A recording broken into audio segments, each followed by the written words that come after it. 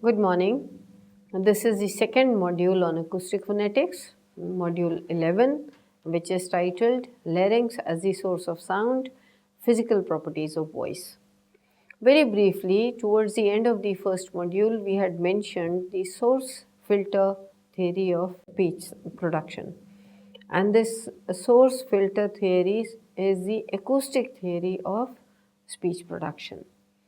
And in this, very briefly, we had mentioned that a source is a larynx. And we would like to understand through the present unit what exactly is the source and what are the physical properties of voice as produced by our vocal activities, vocal cord vibrations and laryngeal activities. Now, just a brief recapitulation of production of voice, because that has a lot to do with what kind of acoustic transmission will take place. In the production of voice, in some of the earlier units, you must have learned about the aerodynamics of voice and Bernoulli's effect, which is the phonation process, and periodic opening and closing of glottis for the release of air, which is thus phonated, and then frequency of vibration of vocal cords, which is the fundamental tone. Now, just as an overview of the same, I would like to remind you of what is this aerodynamics of voice production. Please take a look at the slide before you, which shows some kind of a continuous chamber with a break in between, and that break represents the vocal folds. There is a subglottal chamber and supraglottal chamber, and what we want to show through these series of pictures is that as the airstream travels from trachea to the subglottal chamber, if the glottis is closed because the arytenoid cartilages have done something, they are holding the vocal cords tightly closed, and therefore there is tension in the vocal cords, because vocal cords are meant to be very thin, highly elastic structures. So you stretch them and you hold them tight in order to close the glottis. As a result of that, as the airstream comes, as the airstream tries to pass through the glottis, the air pressure builds in the lower chamber. If the glottis is closed, the air pressure will continue to build up. And as a result of that, because the air pressure in the subglottal and the supraglottal chamber is unequal, therefore, as a result of the so-called Bernoulli's effect, there is an effort to equalize the air pressure. And that equalization happens when the air pressure forces open the glottis.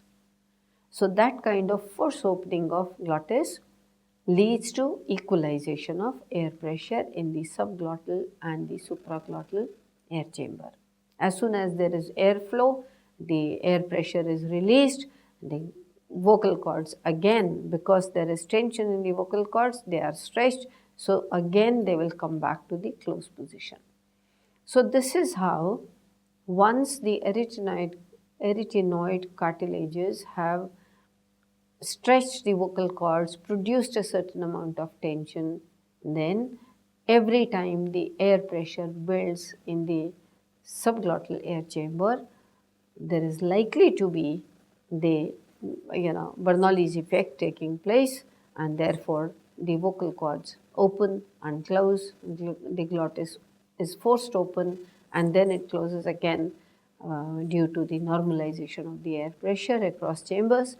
And this whole phenomenon, this whole process is the aerodynamics of voice production. So this was basically a reminder of what you must have learned already in articulatory phonetics. We are concerned with the number of times vocal cords opening and closing, and that frequency of vibration of the vocal cords leading to the so-called fundamental tone. And that fundamental tone is the voice is the most important characteristic of voice, most important acoustic feature of voice. Okay. Now, this fundamental tone, the frequency of vibration of vocal cords obviously varies with the nature of the individual laryngeal structure, and individual laryngeal structure could be, vocal cords could be large or small or heavy, bigger mass or lesser, or lighter in weight, and so on. The structure may be very different. So fundamental frequency, the frequency of vibration of vocal cords, it varies a great deal, varies as per individual laryngeal structure, because the individual vocal cords may be, light in weight or heavy or longer or shorter in length, or, depending on that, they may vibrate slowly or they may vibrate faster, and that also varies with age.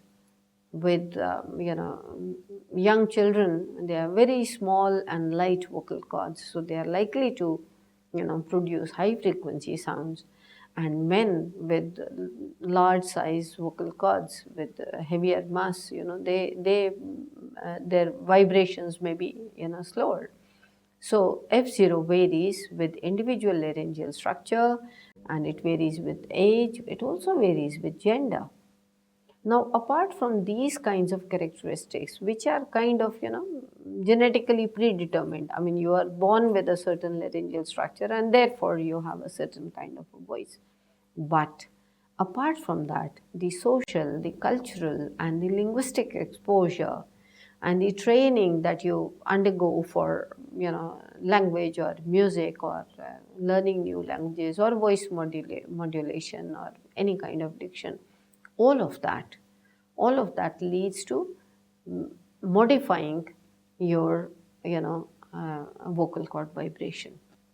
So this is what you actually do. That's part of nurture. The first part was the individual structure which you are born with, that is the nature. So emotional states of the speaker, again, that could be very individual and very context specific and situation specific. So these are external factors which are part of the environment inputs, or part of the environment, part of the nurture. And age and gender and the individual laryngeal structure that you are born with, all of this is genetically predetermined.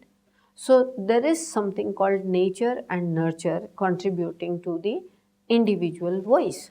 How individual voice is distinct and different from the other voices. Where we talk about nature, properties of larynx and vocal cords, mass, length and elasticity of vocal cords, age-related changes therein, gender-related changes, and then tension in the vocal cords, which may be a volitional activity, it may be voluntary. If you want to produce a high-pitched voice, if you are a singer and you want to take your voice to a higher pitch, you will increase the tension in the vocal cords so that it reaches a certain kind of level of pitch. So all of these things, these are kind of natural properties of larynx and vocal cords, but tension in the vocal cords, the range within which tension can be created, that is very, very individual. So this is part of nature, but what is acquired from the environment is nurture. So fundamental tone of voice can vary as per all of these factors, some part of nature and some part of nurture. Then F0 or fundamental tone is perceived by the hearer as pitch of voice. So pitch is a new term that we are introducing, but pitch, as in, we'll cover the details of how voice is heard in terms of pitch and loudness and quality in module 13. For the time being, we would like to understand F0 and the nature and the nurture properties of F0. Now, fundamental tone is not just a single tone which is entering the oropharyngeal chamber as part of speech production exercise. It is accompanied by a whole number multiples of frequencies called overtones or harmonics. All these harmonics are whole number multiples of F0. If somebody is speaking with a fundamental tone of, let's say, 100 hertz, a male voice's average is generally around 100. It could be anything from 70 to 120, 130, 40. So within that range, if the average is about 100, then the whole number multiples of it, the harmonics will be 200, 300, 400, 500, 600. So that those multiples will be produced along with the fundamental tone. And these overtones or harmonics will obviously, the first one, the fundamental tone, will have the highest energy, highest amount of energy, so therefore the highest amplitude. The energy consumption leads to the second harmonic with a little less of amplitude, the third one a little less and less and less. Subsequent harmonics will have lesser amplitude because of the lesser amount of energy. Now here is a picture. This is an image which shows spectrum, frequency on x-axis, amplitude on y-axis, and it has F0 plus overtones, which are the whole number multiples of F0. In between there are certain peaks which shows that the entire glottal tone must have passed through some kind of an air column causing some kind of resonance. So these are peaks which show, these are spectral peaks which show resonances. Otherwise, from the first one at 10 decibels, you can see the last one is going down to something like, much lower, about minus 20 dB or something. So you can take a look at that figure, and we'll have more of spectra of voices. Now here is a diagrammatic representation showing these three figures. The first one, the lines are drawn too close, showing lower frequency of vibration as fundamental tone, and therefore the whole number multiples are maybe 100, 200, 300, 400. But in case of a female voice, if the first frequency is higher, it could be anything like 180 to 230 or something. So 200 is the average, then 200, 400, 600, 800, those will be the harmonics. For a child, perhaps the fundamental tone could be 300 hertz, and then the overtones will be multiples of 300. Now, the glottal tone consisting of the fundamental tone and harmonics enters the oropharyngeal chamber, and then the oropharyngeal chamber, which is a continuous air column, which begins to show resonances modifying the voice. So oropharyngeal chamber acts as an acoustic filter, as a selective resonator, amplifying some frequencies. So there is resonance. No amplification means those frequencies will be filtered out. Now this leads to resonant frequencies called foments, which we will discuss in detail in the module 12 in the following module. For the time being, we will focus on F0 as pitch, but F0 perceived as pitch of voice.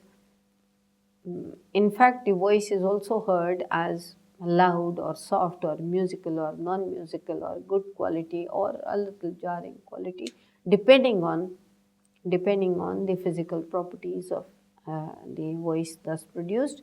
This is being dealt with in detail in module 13. Then before we conclude this unit, I would also like to mention here that F0 or fundamental tone can vary. It can vary across a segment which could be just a vowel, not a sentence or a word, a vowel. So with a vowel, within a vowel, if the fundamental tone, let's say, starts at a certain level and then falls down to a lower level, It could be something called, falling pitch. If it begins at a level and goes higher, it could be rising pitch. It could be falling rising, it could be rising falling, also with a contour on, of F0 variation across the, duration of the vowel. And if any of these tones, tonal contours or levels, if any of these have a linguistic function, then they are called as tones. They are tonemes, like phonemes, they are tones as phonemic, they can be phonemic in a language. Kar and kar become two separate words, two distinct words in Punjabi language. Karna, to do, kar, and kar is home or house. So therefore, this falling tone in kar is phonemic. These are the minimal pairs that I'm talking about. So it becomes tone, and tone as a phonemic function means that is the linguistic function of F0. Now similarly, if this F0 varies across the different segments of a sentence, rising at the end, falling at the end, or with a straight kind of a thing, rising somewhere in the middle, this could also have a linguistic function. For example, interrogation. Are you going there? It could have a rising pitch. Rising pitch, rising F0 at the end of a sentence could be interrogation. Falling pitch at the end of a sentence could be a statement, or a question word in the middle, like a Hindi sentence, तुम कितने बजे आ रहे हो? तो कितने बजे, getting the maximum pitch, could be, rising in the middle and then coming down. This could also be a question type of a question of a different type. So these are the linguistic functions of F0. In acoustic phonetics, right now we are not dealing with the linguistic functions, that would be covered in phonology. But for the time being, F0 is the most important property of acoustic property of sorry of voice. The fundamental tone and the harmonics, as I mentioned earlier, they enter the supraglottal chamber, the oropharyngeal chamber, and then lead to various modifications through that filter process, or producing, ferments, or producing noises, or through various mechanisms. We will discuss those in the following units. Thank you very much.